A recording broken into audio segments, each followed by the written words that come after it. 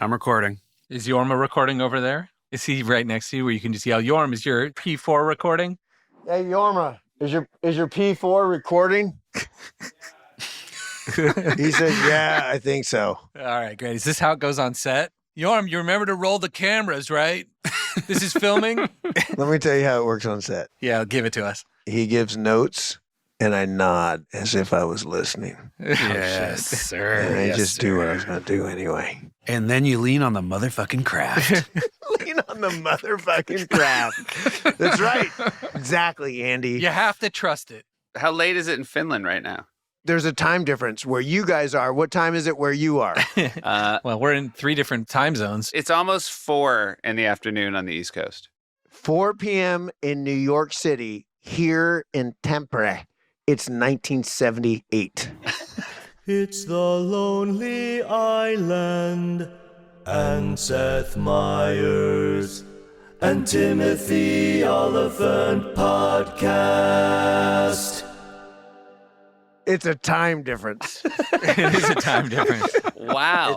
It's 10:40 in the evening. Okay. Oh, that's the perfect time to cast. You guys did a full day of filming, and now, did you guys rent places near each other? No, we were just at a bar right near where he is staying. Can you tell? Oh, Yeah. boy. Can you tell? Oh, good. I'm not responsible for that. Were you guys drinking what's a local drink? Is there a local drink you guys have there? No, actually, most of the places we've been to are. Yorma drinks a lot of IPAs. Is that normal? Yeah. I mean, I guess it's normal for him, maybe? It's Yormal, is what we say. Yeah, it's normal. It's Yeah, Yormal. it's Yormal. Wow.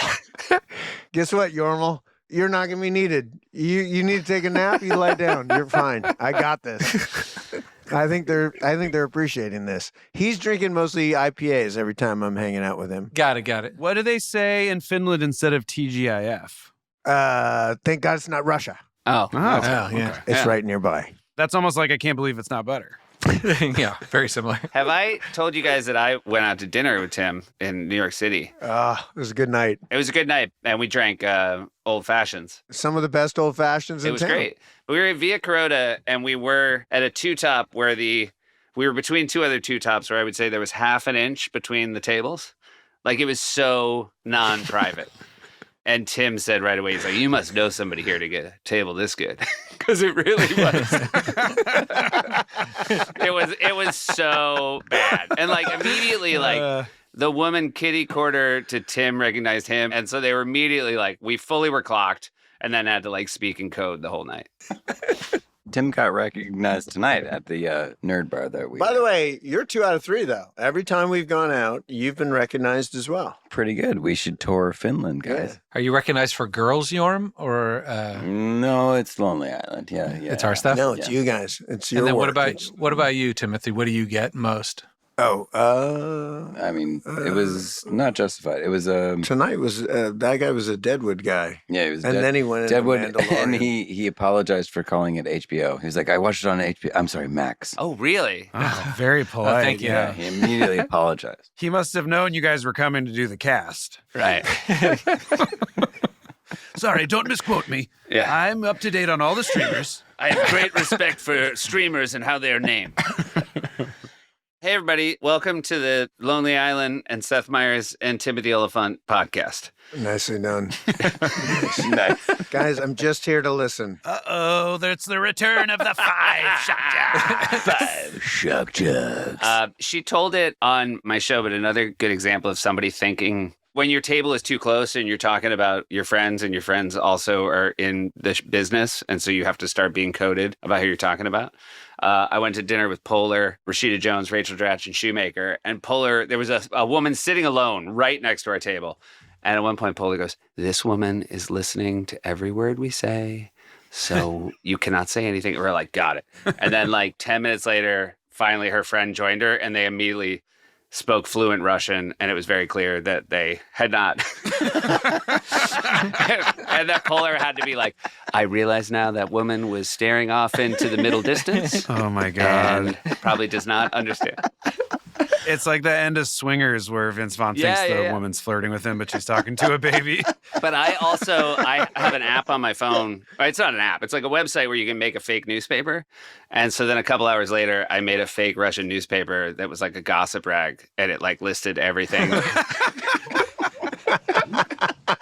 Way to commit. Yeah, I'll commit to a bit. All the dirt. Dishing dirt. As I understand it, Andy hates podcasts. He's warming up to it, Tim. Look at I had been prepped this evening that you hate podcasts. Did the guy that you guys met at the bar tell you that? Yes. We were like, we're on our way to do a podcast. He doesn't even know the difference between HBO and Max. You can't listen to that guy. I feel the thrust of this show has gotten derailed. Historically has been. Wait, I've got two that I want you guys to order at the bar for next week's episode. One is called I love Laka. that we're prepping It's a next liquor week's flavored episode. Yeah, when Tim's back. He's Ready? probably back. Laka, a liquor flavored with cloudberries. Okay. Sounds good. It sounds like Smurfs made it. We'll text it to Jorm. He's not going to remember. Is the Smurfs from Finland? It's from somewhere close. Distrumpfs. I bet it's. Aren't they Belgium, the Smurfs? Yeah. Yeah, I believe they're originally called Distrumps. They might be Belgium. Yeah. Yeah. But they would definitely make a liquor with cloudberries. And then the other one's Valhalla Nordic Herbal Liquor in Valhalla. Okay. All right, great. All right, move on. And these guys have been eating cloudberries straight off the bush based on how tonight's going. You guys are covered in cloudberry juice. If we can somehow make that something we say moving forward, Seth, I'd really like it. Like when someone's not all there. Yeah. It's like, it sounds like they've been eating cloudberries straight off the bush. So basically, we're going to make our own idioms. That's the goal now. I love an original idiom. The goal of this podcast. So it's the Christopher Walken show. My question is, moving forward, how many times do you think one of us will do a Christopher Walken accent over the course of this episode? Because I've always said one of my favorite things about when Walken hosted SNL is you'd walk down the hallways and every room you would hear people doing like anywhere from a D+ to a B- Christopher Walken impression through the door. You know, it's been done since, but it was your idea, Kiva. Or no, you had actually said it was Liz's idea. Yeah. So everyone that listens to this pod knows that Liz worked at SNL as a writer as well, my wife. But she left after our second year or first year, but she still lived in New York with me.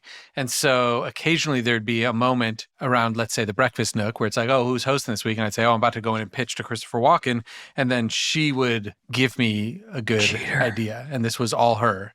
And it was one of the only times in the pitch meeting I said a pitch that actually became a sketch that actually was on the air. Wait. That was the only time? That was the only time. It maybe happened a few other times, but this was one of the main ones. And it wasn't even mine. And then I immediately enlisted Seth, or you volunteered or whatever, because I knew I needed a pro to bring this kind of real, normal, live sketch good idea to life. And it was to allow everyone in the cast to do their Christopher Walken. It was a Walken Family Reunion. It was a Walken Family Reunion. And the thing I remember about it is Walken told us while we were blocking it, basically, in order for this sketch to work, I have to do an impression of how people think I sound. Right. And by the way, if you watch it, you can tell it's a little different, but it ain't that different.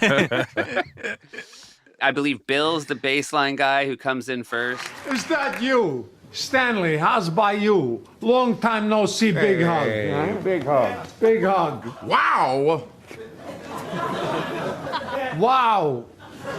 When's the last time I saw you, Stanley? It's my brother John's wedding 15 years ago. You're a little guy, Andy. You're one of the, like a nephew. Yeah. At the Walken Family Reunion. Yep. How was mine? How was my Walken? Very good.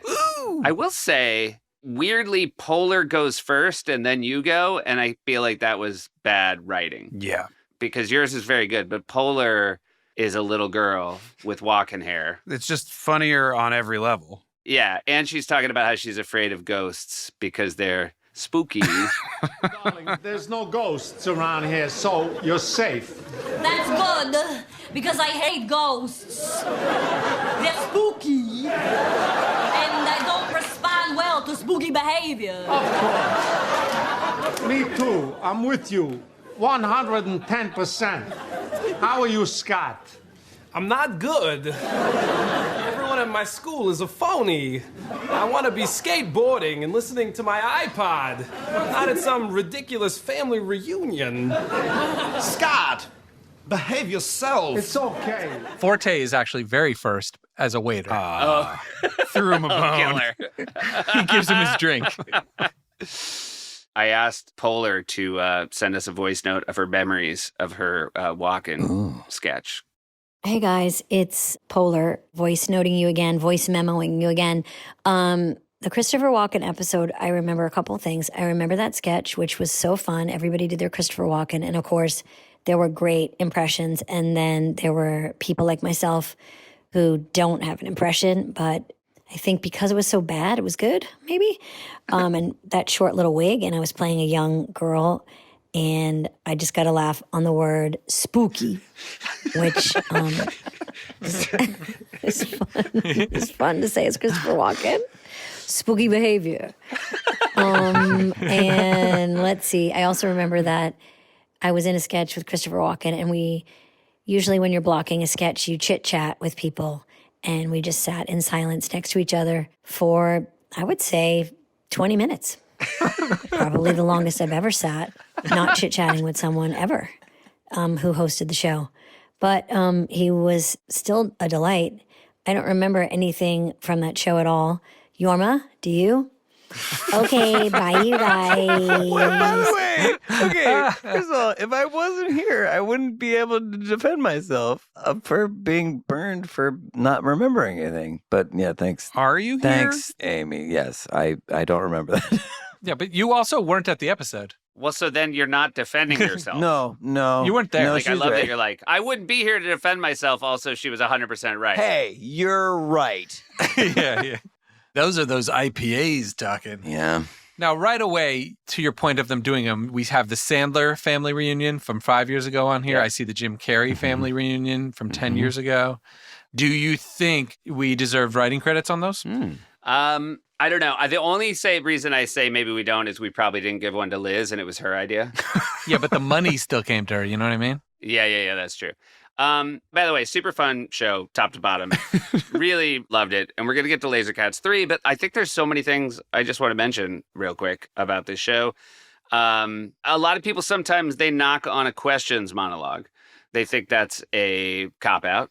Fair, right, Andy? I think sometimes you get on my case. So you've got the musical monologues. You think the game shows. Yeah, you think there's knocks on all the stuff. I know, but here's the thing. I wrote the Q&A monologue for Walken this week. It's Seth's Corner. Yorm? Seth's Corner, you're all invited. Seth's Corner, it's happening right now. Take it away, Seth.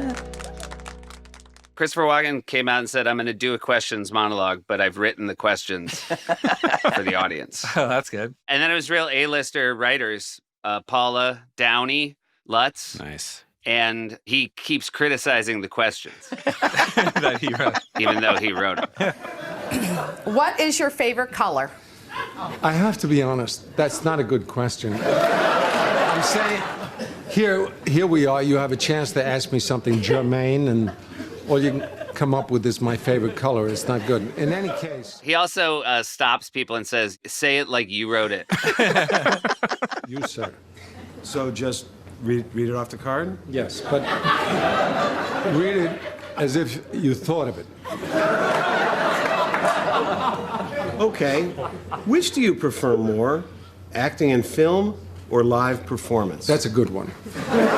So you were deconstructing them anyway. So you were kind of hearing that complaint and doing a meta deconstruction anyways. But Lutz says, would you rather have the power of invisibility or flight? And he immediately goes, that's a great question. I would have both. and then tells a long story about how he would fly full speed into windows and there would be a giant thump and people would look, but they wouldn't see anything. Wait, you wrote that? Yeah. It was, hey, look. You can go see it on Peacock. And you can see that. Did it play well? It did very well. Yeah, and I'm going to, you know what? I don't want it to sound like I'm, peacocking here about my success, because I also wrote a sketch that ate it super hard in Dress, which was a couple going to a Victorian mansion to visit a guy who had just returned from like Borneo where he captured the elusive man monkey. And they walk in and there's just a cage that clearly has been like somebody has escaped from. And it's just coming in being like, no, I never found him. I certainly didn't bring him back and have him escape. And he's just carrying a gun around and just like pulling back. He's very clearly the man monkey's escaped in his house. Anyway, you know what the problem was? And maybe you guys have memories of a sketch like this. In your mind's eye, like there's a cartoon cage that very clearly the bars have been pulled open.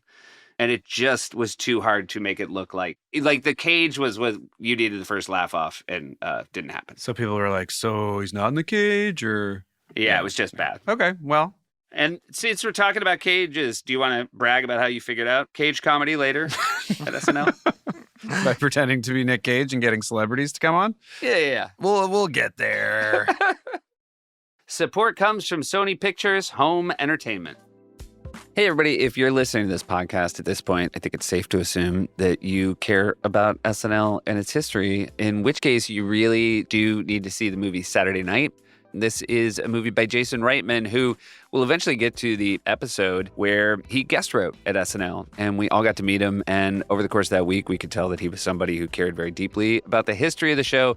And now he's made a fantastic movie about the chaotic moments right before the very first episode of SNL made it to air, where everything that could go wrong did go wrong.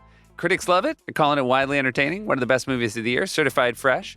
Fantastic cast: Dylan O'Brien, Willem Dafoe, J.K. Simmons, Lamorne Morris, Gabriel LaBelle, Finn Wolfhard, Corey Michael Smith, Kai Gerber, Nicholas Braun. It really is exciting to watch, even though we all know that it turned out okay. Jason did a fantastic job. It's really funny. And mostly for me, I had this moment of, I can't believe they got it on air, because if it hadn't worked out, not only would I not be where I am right now, but, the other three dudes wouldn't have been making digital shorts, and we wouldn't have this podcast. It's available to buy or rent on digital now from Sony Home Entertainment. And you guys, good news. It's rated R. Hey, everybody. Support comes from Shopify. Everybody here, obviously, on the pod always has used Shopify, but for those who don't know, it's a thing when you think about businesses that are selling through the roof, like Aviator Nation or Mattel. Sure, you think about a great product, a cool brand, and brilliant marketing, but an often overlooked secret is it's actually the businesses behind the business making selling, and for shoppers buying, simple. For millions of businesses, that business is Shopify. Can I cut you off real quick, Keeve? Nobody does selling better than Shopify, home of the #1 checkout of the planet, and the not-so-secret, like Keeve knows, Tim knows, with Shop Pay that boosts conversions up to 50%, meaning way less carts going abandoned and way more sales going forward. No, honestly, I did not know that. Tim, do you have a business you were trying to do? Something like sell t-shirts or something weird? Actually, t-shirts, yeah. Well, you should use Shopify. Now, when I say it like that, does my tone sound genuine? Yeah. I think it does to me. Okay, great, because it is genuine. So my t-shirts would be good to have Shopify. Yes. Oh my God, I can't believe it's taking you so long to pick this up. No one's told it to me so earnestly before. Exactly. Yeah, good. Upgrade your business and get the same checkout Aviator Nation uses. Sign up for your $1 per month trial period at shopify.com/Lonely Island. All lowercase. Go to shopify.com/Lonely Island to upgrade your selling today. Shopify.com/Lonely Island. Do you remember at all, Andy, the Grease high school musical rehearsal? No. You're in it, and you guys are rehearsing for Grease, and you're singing Grease Lightning, and he's your drama teacher, Walken, and he keeps stopping you because the lyrics are too dirty. Because Grease Lightning has, chicks will cream, and he's like, whoa, that's way too dirty. We have to change that. And he keeps saying, do you know what that means? And he points to you, Andy. He's like, do you know what that means? And you're like, I think so. Do you know what that means? Chicks will cream. Lucas, do you know what that means? I think I do, yeah. Yeah? Come here, tell me what you think it is. Come here, whisper in my ear. Yes, you got it. Good for you. Tell your friends, they want to know what it means. That's right, boys, it's dirty, so... And then he changes it to fleam. He's like, we got to change it to something else. And Bill's like, scream? He's like, no, that's bad. Fleam. Who wrote it? I think Sublet. Hold on. I've just said that. Hold on. Let me see. Yeah, Sublet. Nice. Well, shout out Sublet. It's a great Sublet sketch. And I really enjoyed watching it. Again, he says pussy wagon, because that's a line in the actual Grease song. He goes, we have to change that. And he goes, again, to a different cast member, he's like, you think you know what that is? And it's like, yeah. He goes, come tell me. He keeps making people whisper in his ear. Do you know what that means? You in the back, Evan, do you know? Come in. Yeah? Tell me. What is it? Whisper. No, it's not. No, it's too little. Come on, even Miss Hash knows what this means. Yes, finally. Like pulling teeth, so. Great sketch. Googly Eyes. Oh, yeah. Googly Eyes is an all-time great Christopher Walken sketch. I feel like, in my opinion, it's just an all-time great sketch. Yeah, it's great. I remember even at the table being like, ooh, that is very funny. And for whatever reason, just strikes a specific tone that makes me be like, that's kind of like what SNL feels like to me in general. Well, it felt like something that would have been in the Phil Hartman era or something. Yeah, Yes. maybe that's why. Eric Kenward sketch. My memory of it was, I remember there was a sketch where Christopher Walken was a gardener who put googly eyes on his plants. The rewatch was so delightful because it starts with a title card, and now it's Pardo, and now indoor gardening tips from a man who is very scared of plants. And I will say in my head, I'm like, how do they establish that it's googly eyes? And literally the first line is, these are my cactuses. I'm putting googly eyes on them. Just right out of the gate. Yes. And him saying googly eyes, like he keeps saying. Googly eyes. Yeah. Hi. These are my cactuses. I put googly eyes on them. A lot of people are putting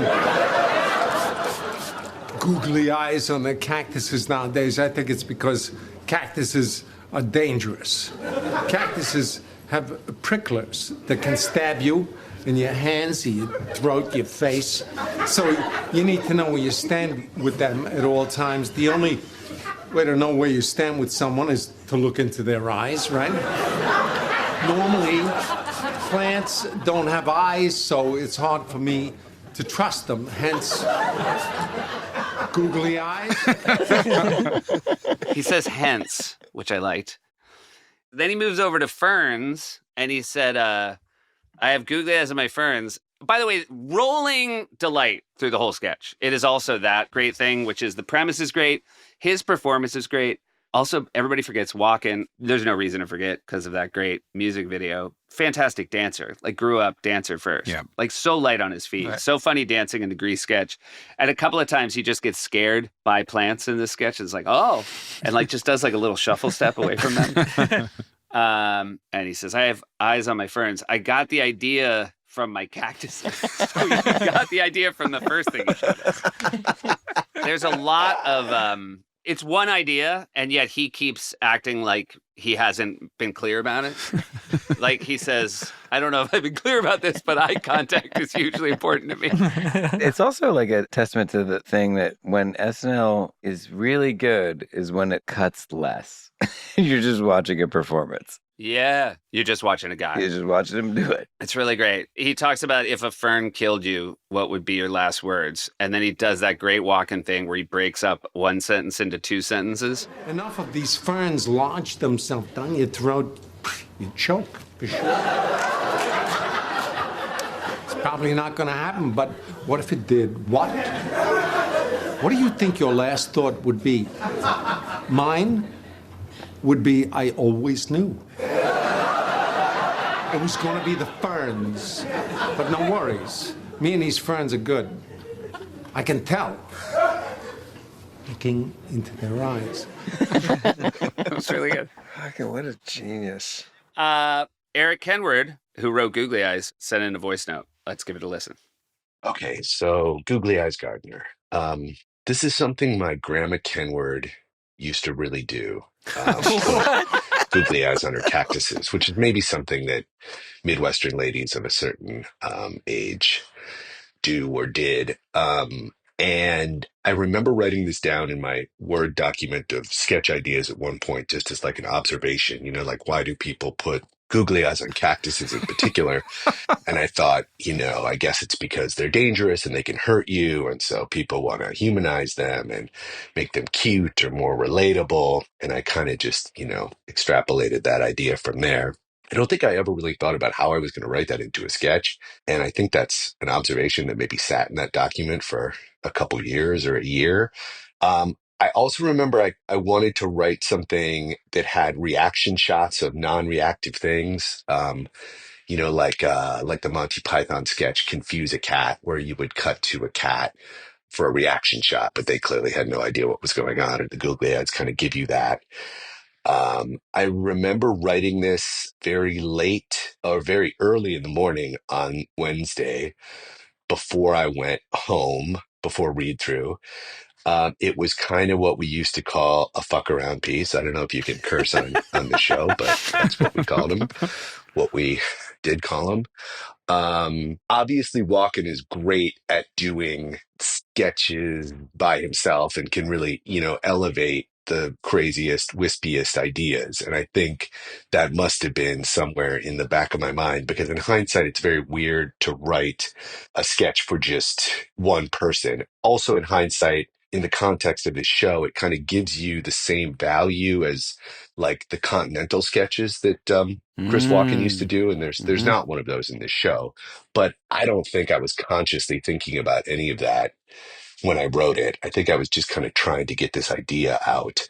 I also had a cat named Dr. Manhattan who was very scared of things and was always kind of going like, ugh! And that's where that came from. Obviously, Walken made it what it was, but that's where that basic idea came from.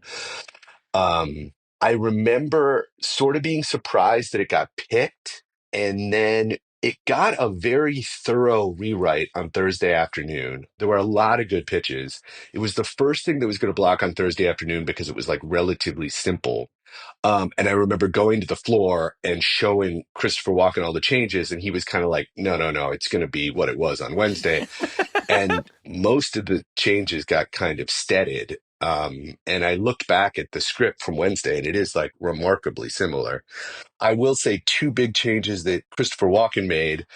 Originally, it was, as Jesus said, the eyes are the windows of your head.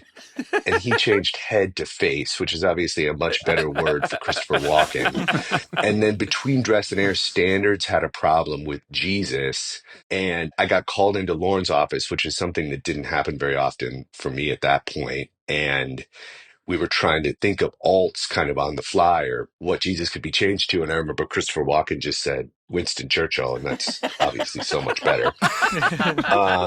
Yeah, I mean, obviously the design department did an incredible job. I mean, that giant plant with the giant googly eyes kind of sells the whole piece. The wig, I think, was all Christopher Walken too. I mean, the look is incredible. The spray bottle, I think, was also him, which is, fantastic. Yeah, it's one of those things that in hindsight, I kind of can't believe actually got on the show, but it's probably my favorite sketch that I ever wrote. So I'm happy that it did. Wow. Sorry if this is too long. Bye. It's fantastic. Thank you, Kenward. It was fantastic, and I had a very similar story. This is a sketch that we're never going to, well, now we are going to talk about it, but there were no plans to talk about Pranksters, which is a sketch I wrote before you guys started on the show. Oh, yeah, but we know it. Yeah. I wrote a sketch for Christopher Walken my second year in the show called Pranksters, where it was sort of a Nickelodeon prank show where kids came on and showed video of pranks they pulled. And then he came on as a Christopher Walken aged man whose prank was that he beat his boss to death with a tire iron. That's right. What happened? I jumped out and pranked him to death with a tire iron. What? Yeah, you should have seen the look on his face. Classic. We quoted that all the time. We were just fans of the show at home, and we were like, that's a good one. Yeah. Enough that we remember lines from it. And he used a lot of like zowie, wowie. He just got pranked. Yeah. It was one of those sketches, and I think it was a little bit like Googly Eyes, which is it worked at the table. It was a real writery idea. And so sometimes you get to that Thursday rewrite table, and you're surrounded by these other great writers, And everybody just starts piling on what are, to your tastes, really good ideas. And then same thing, I brought it down to the floor. Walken read it. He's like, it's worse. We're going to go back to the way it was. And it was so funny, like how he was just like, don't mess with it. Yeah. Like, why are you messing with it? Yeah. And so it is really funny how, I mean, there's a reason he's been one of the best, I guess, hosts of that show for so many years. I got to mention one more. Harper Steele wrote a sketch where it's Larry King interviewing Jimmy Carter. Do you remember this sketch at all? No. Jimmy Carter's written a book about his mother, and Fred is Larry King asking Daryl, who has an exceptional Jimmy Carter impression, do you think people will read this book? And Jimmy Carter's just very sort of upbeat the whole time. He's like, well, I sure hope so, Larry. Do you think most people who end up with this book will have gotten it as a gift and not read it? You know, I really couldn't say, Larry, but I suspect that might be the case. Because he's got, like, I think Jimmy Carter's written like 50 books, and so they had a stack of his actual books, and then it's just a lot of Larry King being like, you wrote a book of poetry. Do you think anybody read this? He's like, oh, they'll think about it. No. Oh, no. It's so... But Jimmy Carter's never that upset about it, and it's just a very funny idea that's played out very well. By the way, Kenward mentioned it, but I do want to talk about the Continental because growing up, I saw that sketch many times. And it's so unique. I think I was told later that it's based on an old show or an old movie or something, but the whole sketch is from the POV of a woman that is in the Continental's apartment, right? Which is yes, just stylistically on SNL feels like I don't think anything else has ever been that, right? Right, definitely not. But I think you're right. It was an old show that maybe Tom Davis wanted to do. I know Higgins had a lot to do with it in the later years, but yeah, it's really funny and unique. I mean, it's problematic as fuck. It is. He like won't let her leave. He keeps jumping in front of the door and shit. He's like Pepe Le Pew, basically. But the performance is so funny. And there's lines from that I remember for my whole life too. Like, you are a fiery vixen. Like, as a little kid being like, oh, this is the first time I've ever heard anything like this. Yeah.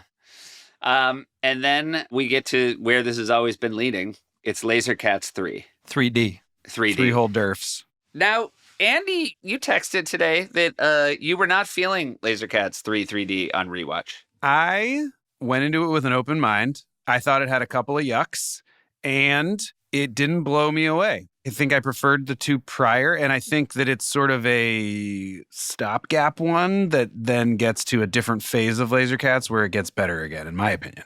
What was your take? Yeah, I just watched it just before this. I didn't remember it at all. In hindsight, I just feel like the first half could have been edited to half the length, and then it would have been good. Yeah, that's probably fair, yeah. Because the second half has tons of good bits in a row at the right pace that I didn't remember and really enjoyed, like getting sucked out at the airlock and then shooting it sideways so it looks like you're going out of an airlock, and then all of a sudden it's the toy action figure version of Bill, and then he's back in. There were other good surprises, but the first half just kind of settles into setting up this premise that they live in a world where a big world leader has made laser cats illegal, has collected all the laser cats, but it turned out it was a plot so that they would be the only one with laser cats, so all of a sudden they could take over the world. I like that while you're explaining it, I really like to think that Tim's sitting there saying, why'd I leave the bar? No, he's thinking, can I option the rights? This sounds real good. Why was that a cool bar? Guys there had seen Deadwood. Somehow talking about the minutia of sketches from 20 years ago is making your energy wane. Well, we were debating getting some beers to come back here with, and you don't keep beers in the fridge in your apartment there? Yeah, what's wrong with you? I'm a fool. I find this delightful. Okay, good. I love this. I want to, if I may, I want to circle back to, tell me the writer's name who did the plants thing. Eric Kenward. It's just my favorite thing about anything creative. I love that someone took something so specific and almost pedestrian about their life, that their grandmother or mother put googly eyes, and it became it's so sweet. This thing that is delightful. And I love that it was taken so seriously. I love that there was notes and rewrites. And then this Oscar-winning actor's like, no, it was better before. I love the same thing about the other. You guys are talking about the way you talked about Laser Cats 3D, Andy, was amazing. I rewatched it. I thought. Very good. So you were just in thrall of it. I will say Kenward's grandmother fucking pissed when she saw it. Yeah. She was like, fucking pissed. Remember she came to the office? That's and right. Kenward's like, oh, shit. She's like, so my life is a fucking joke to you? This is funny. And remember, Lauren had to talk to her. Like, Lauren had to be like, we're so sorry. Yeah. He's like, you'll be sorry when I pop you one. You guys do realize, though, it's amazing that the best legendary sort of sketches that you guys are referring to are being created the same way the best creative everything gets made. It's really wonderful. Oh, that's good. You know my point, right? Yes. Yeah, that we are exactly as good as Deadwood. Got it. Got it. Support for Lonely Island and Seth Meyers podcast comes from Viore. Hey, Keeve, you've been looking for a new perspective on performance apparel, right? You know I am. You're a little sick and tired of traditional workout gear? Yeah. What if I told you there was something incredibly versatile and comfortable, designed to look great in everyday life, even outside the gym? You know what my favorite fabric is? Cotton. Yeah, really? Yeah, but I also love Viore's Dream Knit collection. Ponto Performance Jogger is part of Viore's Dream Knit collection. Do you have any of those, Seth? I do have Dream Knit collection. I like it because I can wear it for a run and then boom, I can wear it right into the office and I also look cool. Yeah, you do look really cool in your sports stuff. Thanks, bud. Yeah, all right, let me tell you some of these facts about it. It's super soft, lightweight, relaxed fit, made from 89% recycled materials, and it has 4-way performance stretch. I had something with 3-way performance stretch. I threw it in the trash. You were miserable. I remember you were always like, yeah, I'm looking for a 4th way, but nobody knows how to do it. And then Viore cracked the code. Exactly. You know what was the problem with them? The way I couldn't bend was forward. Oh, no, that was the way it wasn't stretching? Yeah, Forward? the other 3 ways were, I don't even know what they were. Oh, yeah, because you used to go left, right, and back. And then we were always like, why does Keeve hate forward so much? Hey, Viore is an investment in your happiness for our listeners. They're offering 20% off your first purchase. Get yourself some of the most comfortable and versatile clothing on the planet at Viore.com/island. That's VUORI.com/island. Exclusions apply. Visit the website for full terms and conditions. Not only receive 20% off your first purchase, but enjoy free shipping on any U.S. orders over $75 and free returns. Go to Viore.com/island and discover the versatility of Viore clothing. Exclusions apply. Visit the website for full terms and conditions. Hey guys, Yorm here. Did you think you weren't going to hear my voice in this episode? Well, lucky you. You get to hear me talk about Airbnb. Because support for the Lonely Island and Seth Meyers podcast comes from Airbnb. Some trips are better in an Airbnb. Say you're super lonely in another country, such as Finland, and you want an authentic experience like directing a movie in Finland. Perfect time to be in an Airbnb, which, guys, I am in right now. The place that they have me in here is fantastic. Seriously, the place that I'm in right now is amazing. I have an incredible view. It's walking distance from everything. It's everything I want. It even has its own sauna, you guys, which I know you guys know how geeked I am on. This place even has a separate bedroom, cool loft. Seriously, you can't go wrong with Airbnb. I'm not going wrong with it right now. Couldn't be happier with it. Do yourselves a favor. Get out there. Go exploring. Go to another country. You can find what you want with Airbnb. So I feel like we're bearing the lead of one thing right off the bat, which is there's always a little cameo of who Lauren is with. And so you guys roll a TV into a restaurant. Mm-hmm. So that's a heighten. You've been in Lauren's office the first two. Real restaurant, too. And obviously this was someone you asked Lauren, can you deliver? Oh, Senator Dodd? Senator Chris Dodd. Clearly. Yeah, we were like, hey, Lauren, is there any, we know it's a long shot, but we, let's say 30-year-olds who work on a sketch show, have a dream. That's amazing. To get Connecticut Senator Chris Dodd. And Lauren got him. Lauren got him. He got him. He delivered. By the way, he did a great job. You know, not to jump to the very end, but he's left at the end, the last guy standing, delivers some nice little ending remarks. He was delightful. I know that him and Lauren are buds, right? Yeah, definitely. They were probably having dinner together. I'm sure we were like, could there be someone else you're having dinner with? And he was like, well, Dodd's in town and we were going to get dinner. That's my guess. I appreciated that we were out of the office for the Lorne pitch. We had invaded his dinner, and then we got to reuse his office a lot as Christopher Walken's admiral or chief of the galaxy office. Yeah, I will say another little detail I forgot that I liked was the cat gun salute at the end during the funeral. Yeah. Well, this is sort of an X-Men trope, or a lot of these superhero movies tropes of like somebody's like a populist politician is we have to ban superpowers. Yeah. Sorry, we're just watching this right now and fucking making Christopher Walken dress up in this fucking uniform is so next level. He wears it well. That's where I feel like you're not giving yourself enough credit, Andy, because Walken's performance in this is so dry. Mm-hmm. By the way, he's not Admiral. I believe his name is Captain Ted.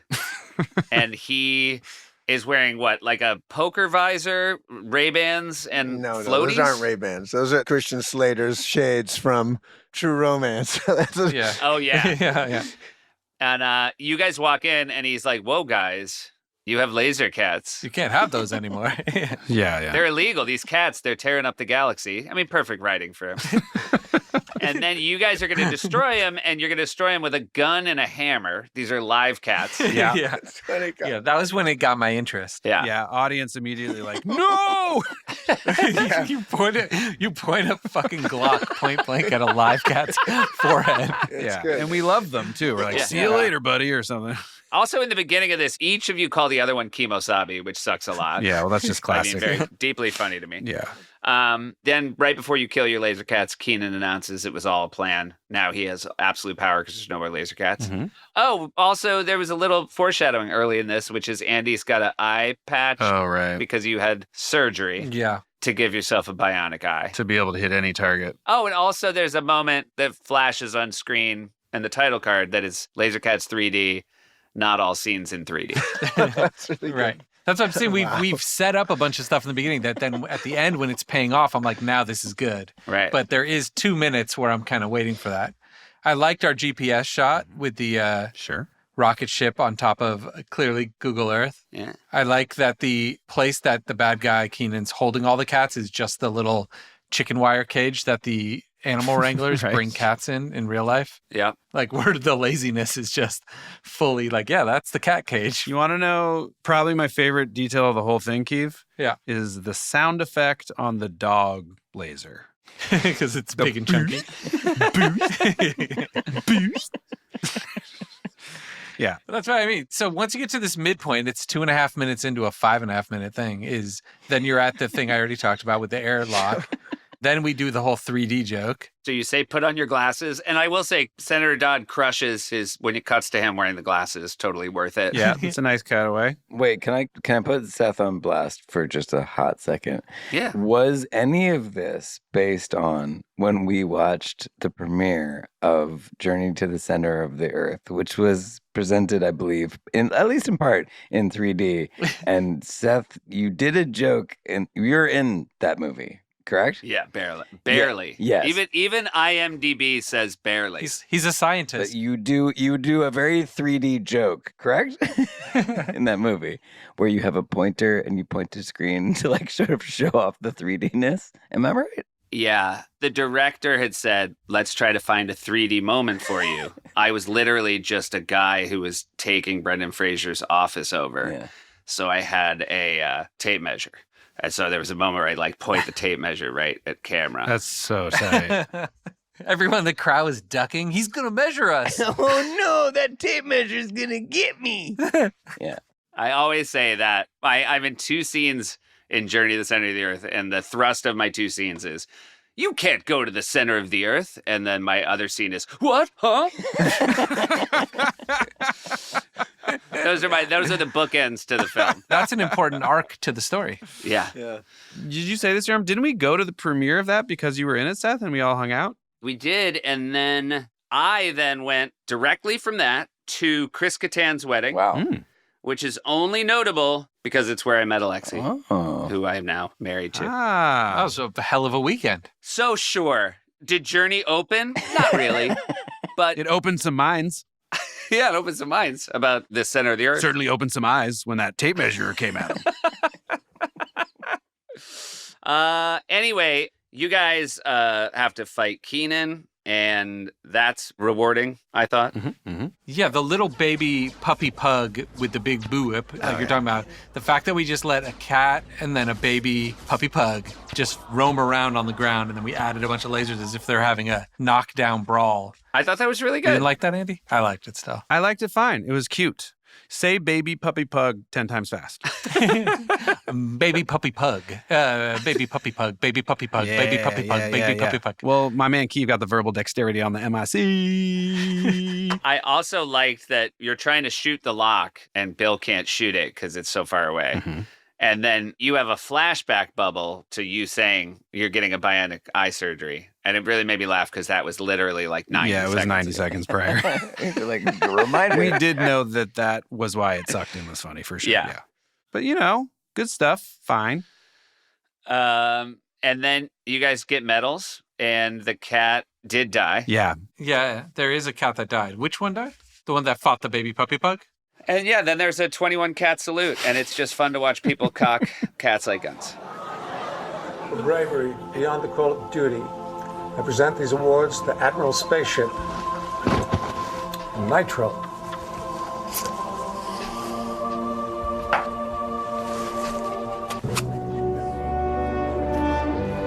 Fire.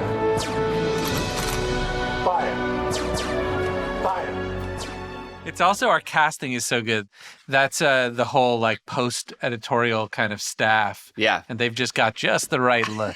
Who's in there? Nick is Who's in there? there. Poole? It's Poole. Mike Poole. It's Yonks. Matt Yonks. And it's Nick Millardy. Nick Millardy. And then when we get back to the restaurant, Lauren has left, and it's just Chris Dodd. So, Lauren, what'd you think? He went home, but I loved it. Really? No. Enjoy your meal. Bye. I was really hoping he did like it. That would be your rewrite? Yeah, just let us have the win. Yeah, but that's pretty classic Lonely Island, right? Like, hey, this was a bad idea. Let's watch it. Hey, it was a bad idea. It's classic Laser Cats, that's for sure.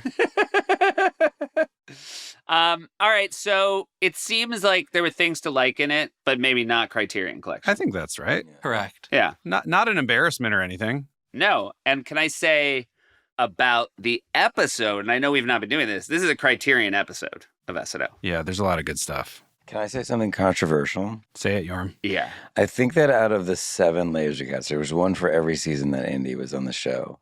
I think that I would say only one of them, I would say the first one is Criterion and none of the other ones. Is that fair? Well, you're getting ahead of yourself. I don't know about that. You probably wouldn't put both. Okay. We'll see. We've got 4 more to You think go. there's going to be a later one that tops it? I just don't know that the first one would be the one I would pick.